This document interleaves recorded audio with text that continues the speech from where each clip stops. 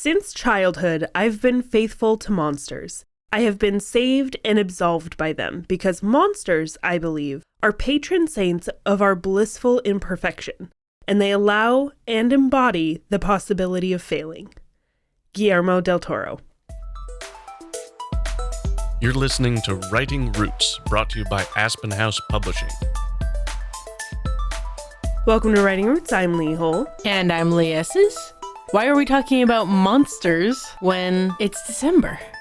Because this is always a good topic to talk about.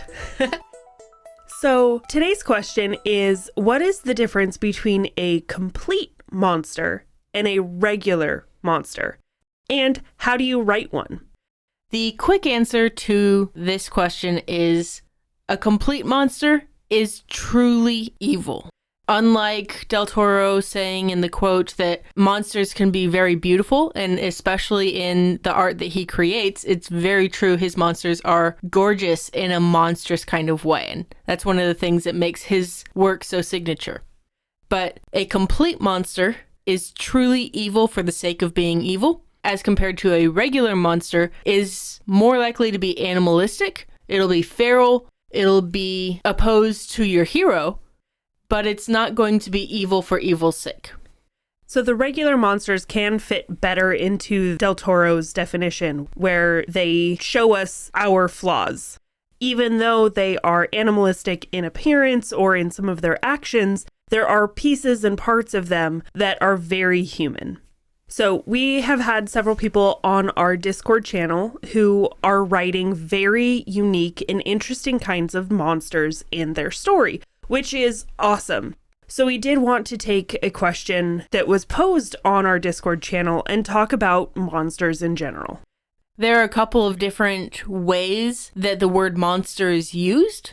So in the case of our quote and the way a lot of people use it, monsters are aberrations. They're the weird thing on the outside that might pose a threat to us.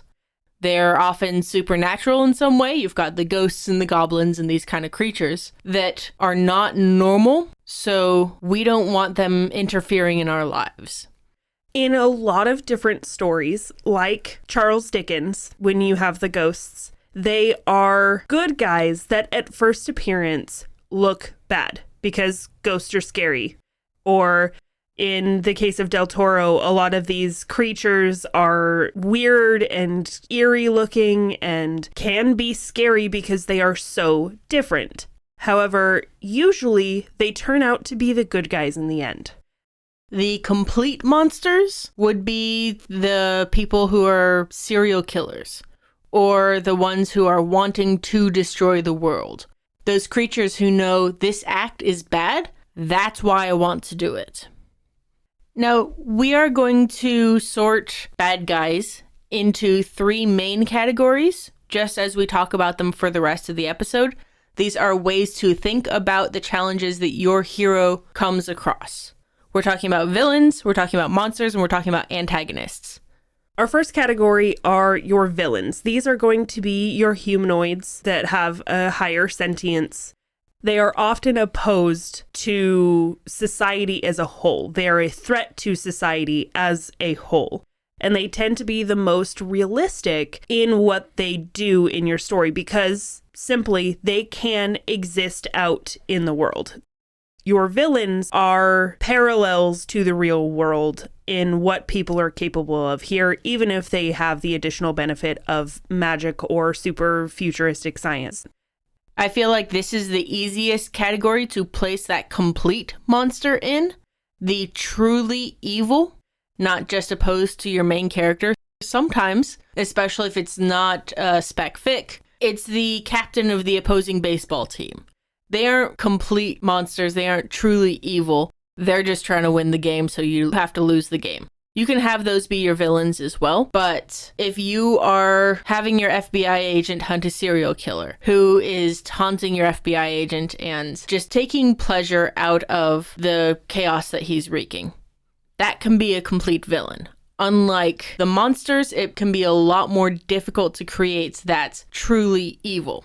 Because the thing with evil, having that complete monster capability, is having the understanding and the knowledge that what they're doing is bad. No one, or at least you really shouldn't, look at a predator animal like a wolf or a lion or a tiger and say what they're doing by hunting for food is evil. It is a tactic for their survival, even though they are killing things. But as humans, we look at each other killing each other, and we can ascribe a evil or a bad tag to killing other sentient beings because we have the capability of understanding that what we're doing is bad and not for the common good. So if you want a more clear understanding of the difference between a villain and a monster, I would say Grendel is a good monster. It's this animalistic type creature that is going out and killing and eating and doing its thing. Grendel's mother is more of that villain. She's aware of what's happening, and she is going out for vengeance once Grendel is gone. So with your monsters, that second category of bad guys, these are usually creatures of some kind. They're an aberration. If they have a language, it's usually primitive. They're very different. I think the biggest key is they're not going to have the sentience that a true villain or a complete monster would have. So even though zombies are human-shaped, because that's the corpse that they're occupying, zombies fall into the monster category more than the villain category because they don't have the thought process behind what they're doing. They're just going and eating because that's what they do. And our third category is the antagonist. This is kind of an umbrella term to cover the other two, but it can also be a little bit more cerebral, a little bit more environmental, where there are forces out there acting opposite to the main character's goals. So if your characters are struggling to survive in the Canadian wilderness throughout the winter is more or less the antagonist in that story, if you're forced to name one. So while you have Grendel and Grendel's mother out there tearing across the farmlands of Beowulf's country, they are the antagonists to Beowulf. They are the people who are opposed to the hero in the story. Yes, we can make moral judgments about who is actually right. That's part of the fun of having an antagonist. Was Thanos wrong? He was the antagonist. Now, of course, the second half of this question about monsters is, how do you write a monster in the first place? Your villain should be directly opposed to your hero. They might not know that the hero exists, but you can choose to design the hero first. You can choose to design the challenges first, the villain. However you approach writing your story, having those two against each other is what makes the conflict of the story interesting. This is where I really like the Del Toro quote that we had at the beginning, especially if you're writing your hero first. Then you can create your bad guy to be the reflection of that hero. Maybe really exemplifying the hero's failings and their faults and being that stark relief of what the hero could end up as if they are not careful.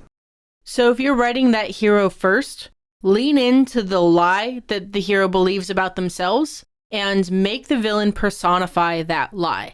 Yes, the choices are what make the difference between the truly good and evil in the world, but if the villain is too far separated from the lie, then they can feel convenient, and it's very difficult to pull off that kind of story well.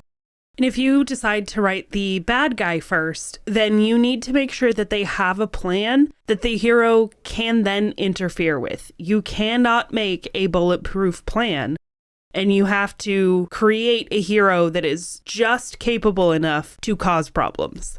And if you're not writing a sentient bad guy, if you're writing more of a life challenges, start with the world building and then throw your character into it. So asking yourself the what if questions.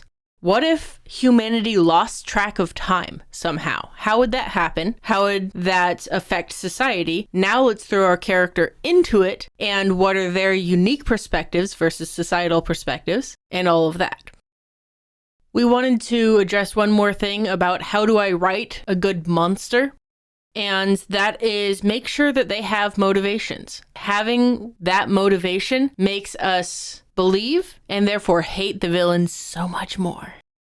And even if your villain is more animalistic, not sentient kind, they still have a motivation. Ultimately, your villains, your monsters, your antagonists should have good goals. The shortcut is the evil, not necessarily the goal itself. Because really, we should be able to understand, even if we don't agree with the villain's plans. We understand the need for having enough resources for the entire universe's population. We get that. Yes, that is a good goal. But we don't always agree with how they carry out those plans.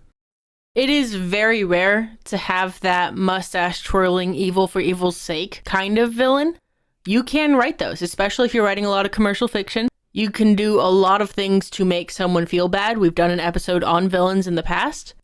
Having your antagonist have a believable goal is what makes them work. Having that monster who is directly seeking out cell phones and therefore killing anyone who has one because it emits this strange sound that it hates is a believable goal. So whatever this particular goal is for your monster, understand it, make it that shortcut to a good goal, and always write selfishly. If you have a question or comment for our hosts or a topic you'd like us to cover, send us an email at writingroots@aspenhousepublishing.com or find us on Facebook by searching for Aspen House Publishing.